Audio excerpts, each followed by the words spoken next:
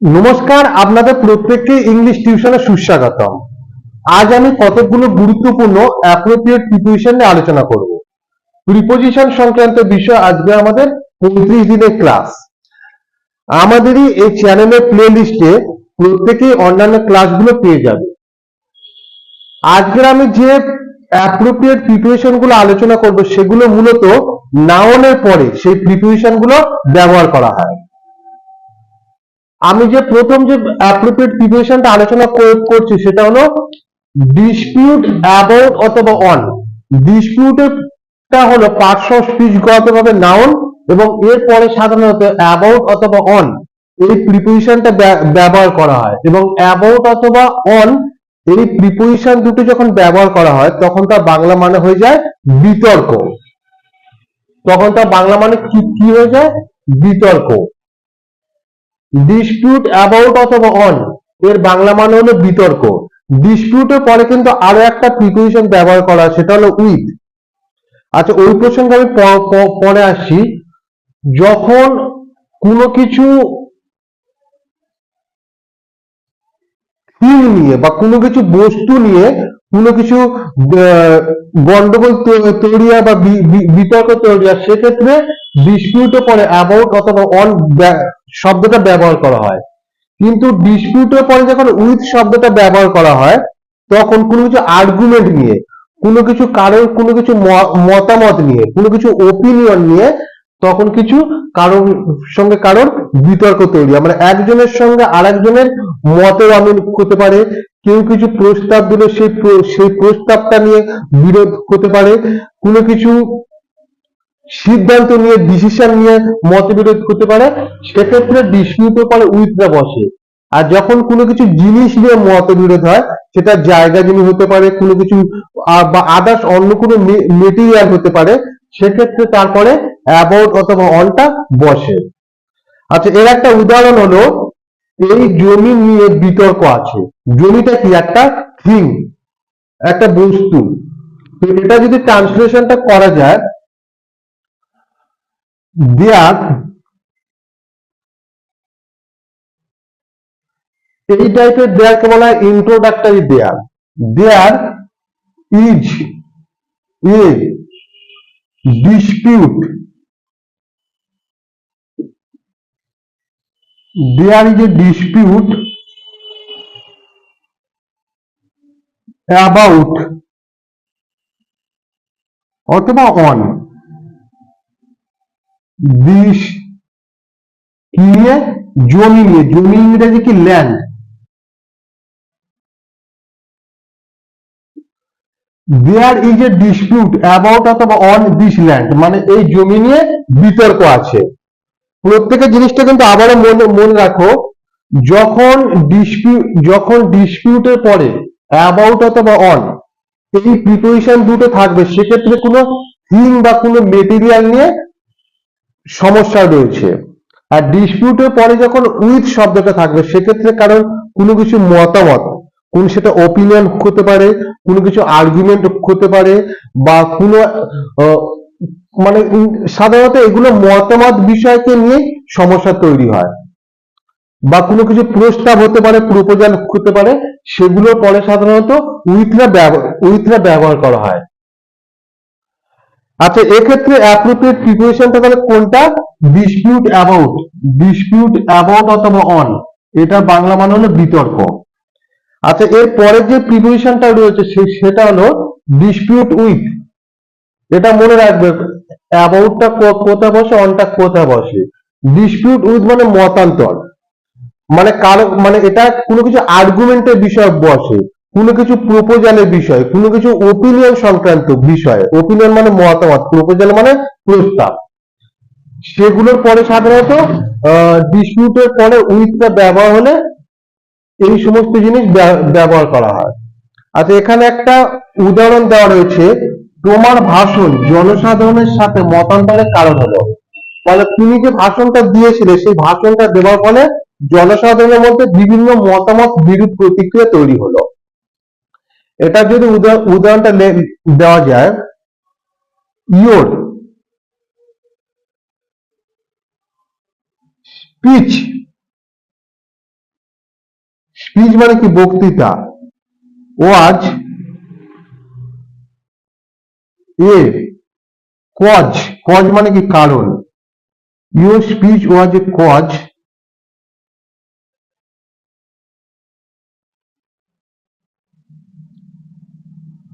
Of dispute,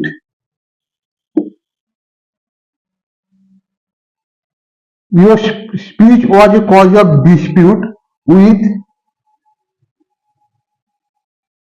people, people. Your speech was a cause of dispute with people, মানে তোমার ভাষণ জনসাধারণের সাথে মতান্তরের কারণ হলো। এখানে ডিসপিউট উইথ অ্যাপ্রোপ্রিয়েট প্রিপোজিশন মানে মতান্তর, মতান্তর।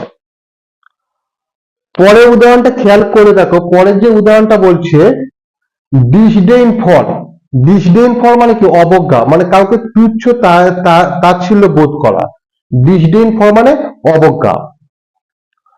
ডিসডেইনটা পার্টস অফ স্পিচগত ভাবে নাউন এবং এর পরে সর্বদা ফর প্রিপোজিশনটা ব্যবহার করা হয় এবং এর বাংলা অর্থ হলো অবজ্ঞা। এর একটা উদাহরণ লক্ষ্য করো, সে তার প্রতিদ্বন্দ্বীদের প্রতি অবজ্ঞা দেখালো। হি দেখালো ইংরেজি শোড, এসএইচ ও ডব্লিউ, এখানে যেহেতু দেখানো অলরেডি দেখানো হয়ে গেছে তাই এখানে পাস্ট টেন্স হয়েছে, he showed disdain, disdain, he showed disdain for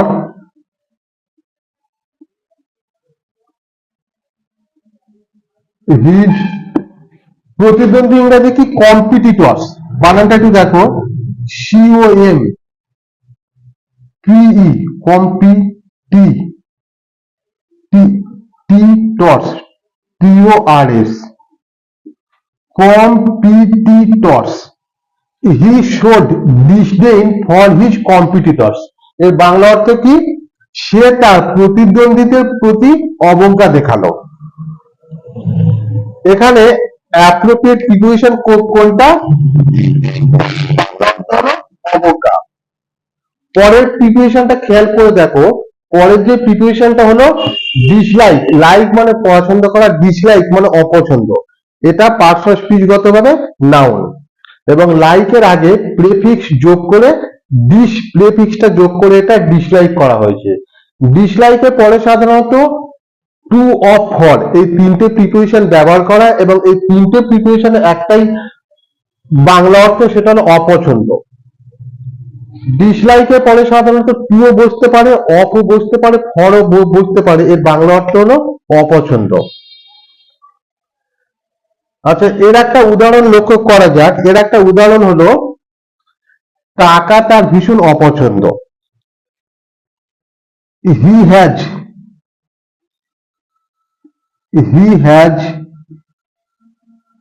great GREAT great dislike,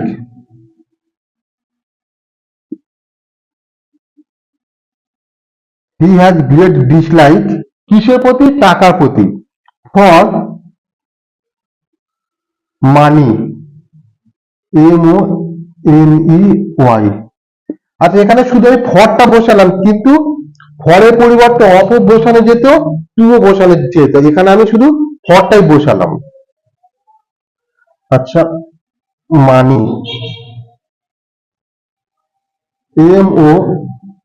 MONEY মানি। আচ্ছা, এটা বাংলা অর্থ কি, এটা বাংলা অর্থ হলো ডিসলাইক ফর, এর বাংলা অর্থ হলো অপছন্দ, এটা একটা অ্যাপ্রোপ্রিয়েট প্রিপোজিশন এবং এর বাংলা অর্থ হলো অপছন্দ। He has great dislike for money, টাকা তার ভীষণ অপছন্দ। পরের উদাহরণটা খেয়াল করে দেখো, ডিসেন্ডেন্ট অফ মানে বংশধর, মানে একজনের থেকে তার যে পরবর্তী প্রজন্মের লোকজনকে সাধারণত বংশধর বলা হয়। ডিসেন্ডেন্ট এটা পার্টস অফ স্পিচগত ভাবে নাউন এবং এর পরে অফ প্রিপোজিশনটাই ব্যবহার করা হয় এবং এর বাংলা অর্থ হলো বংশধর। এখানে একটা উদাহরণ দেওয়া রয়েছে, উদাহরণটা প্রত্যেকে খেয়াল করে দেখো। তিনি নেতাজির বংশধর। নেতাজি বলতে আমাদের যে বীর বিপ্লবী এবং স্বাধীনতা সংগ্রামী নেতাজি সুভাষচন্দ্র বসুর কথা বলা হয়েছে, তিনি নেতাজির বংশধর। He is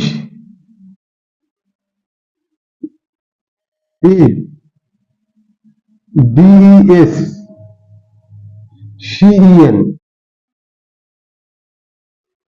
DANT descendant of কার কার বংশধর? নেতাজি।